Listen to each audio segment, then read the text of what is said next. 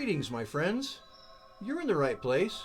Come on in, get comfortable. You must have made a wrong turn somewhere upstairs and ended up here. Where's here? Well, if this is your first time getting lost amongst the catacombs, you're at Soulmate Studios. And for the rest of you, you know what's about to happen. You're going to be watching Demos and Dust, Tales from the Underground. I'm your host, Darren D'Rito. In each episode, I'll uncover musical treasures, original music, classic performances, and odd and intriguing stories from the mind of a certain Darren Peacock. So join me for each episode as we blow the dust off many musical curios buried deep in the vaults, miles below the madness of the overworld. Now sit back and let's get started. And don't forget to subscribe so you won't miss any of the tours in the future. I'd like to now turn it over to Mr. Leo Batfish, our director. I want to make sure he's got all the bugs worked out of that Radio Shack equipment that we purchased a few months ago. Leo, are we all ready to go?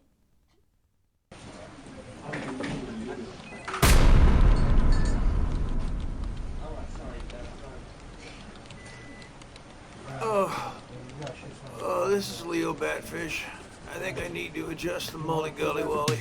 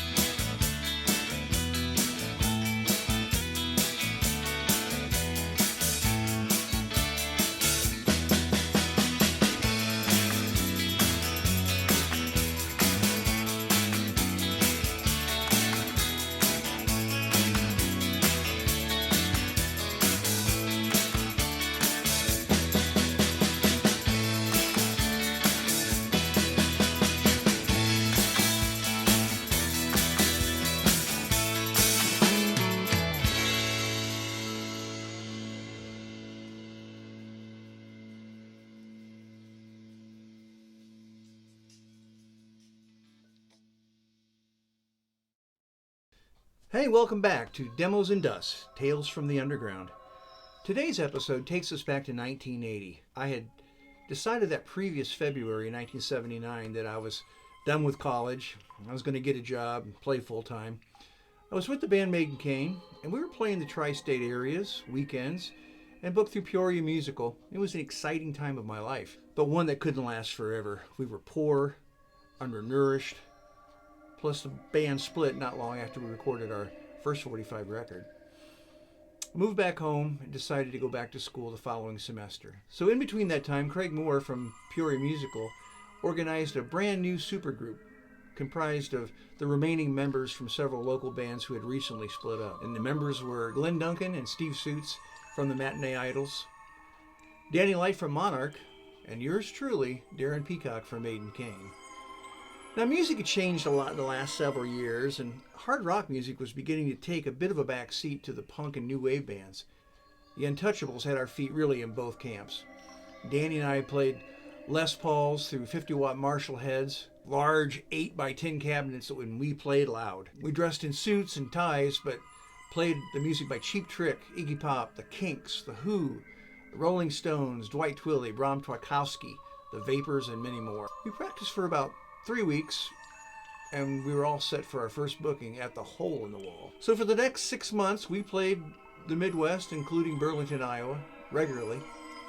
And it's really a shame that there weren't more portable video cameras and tape machines back then. But that's what brings us to the first musical treasure of the day here on Demos and Dust. Somewhere at the end of the year, Danny had decided to leave the band, and we needed to find a replacement. Someone brought a cheap portable cassette deck so we could put it on Danny's side of the stage. The new guitar player then, of course, could learn his parts.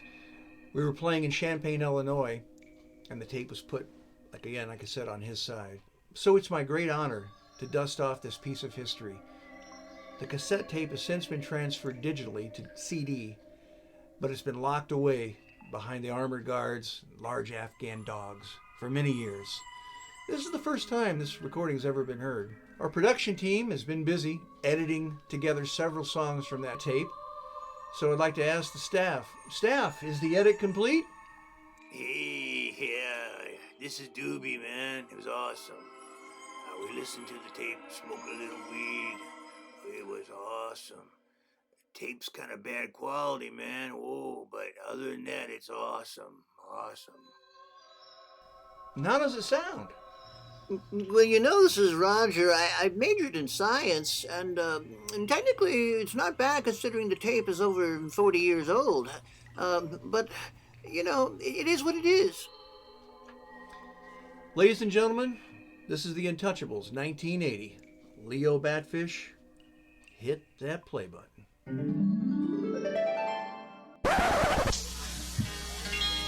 Hi, Ann. I said, look out, here comes your team of the spring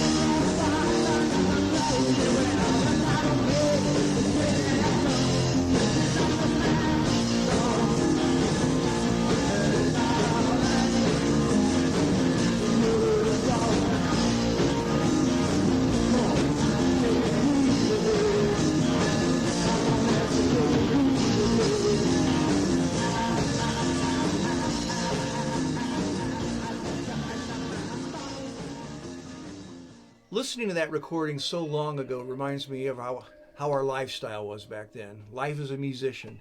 Some of the protocols are still the same, some are not. Through the magic of the internet and YouTube, I'd ask our program director to transfer me now back to my blog site called Tales from the Orange Room. Leo, can you get us there?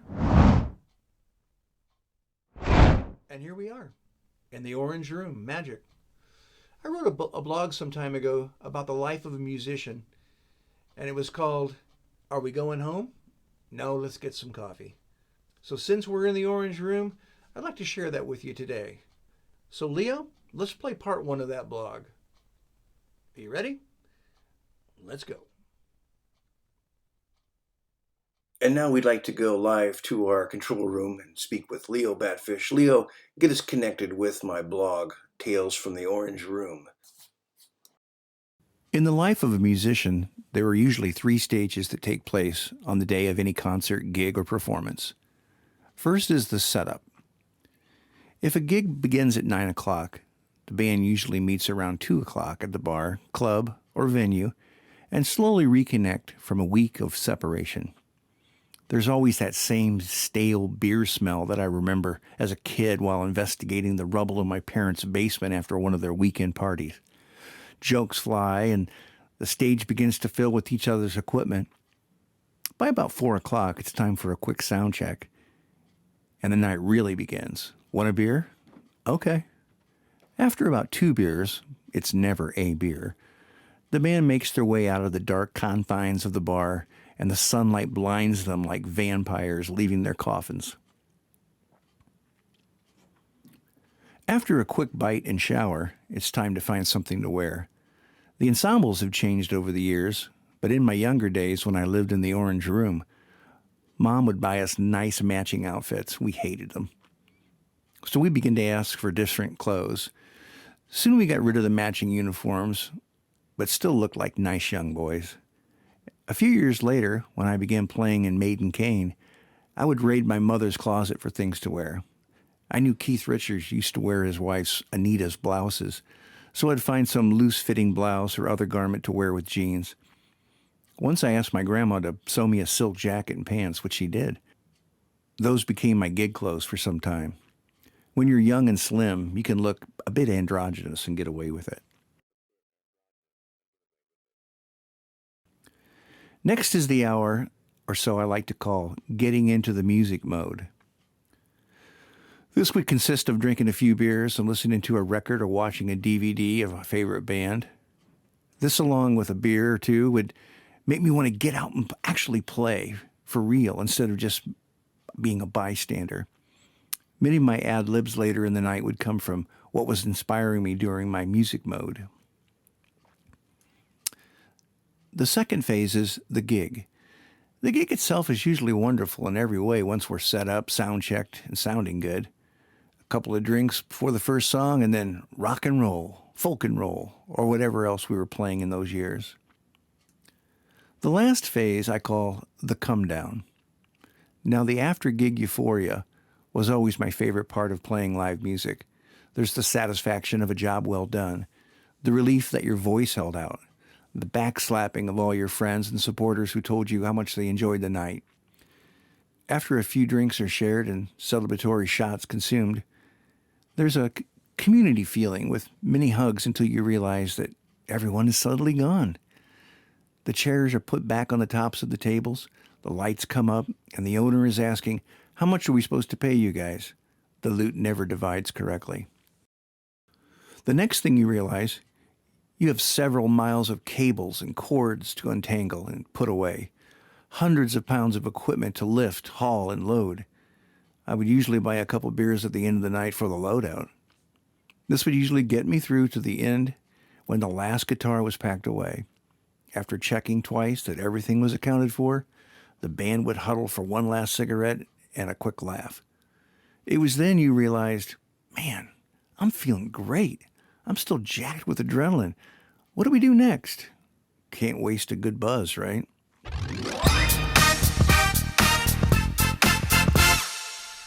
Well, our time is almost over here on Demos and Dust, Tales from the Underground.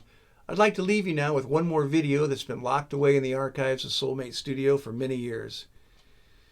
In 2010, 30 years after the original Untouchables last played, 4 of the original members reunited and played a few songs for our bass player Steve Suit's daughter's wedding. It'd be the last time that any of us would all play together.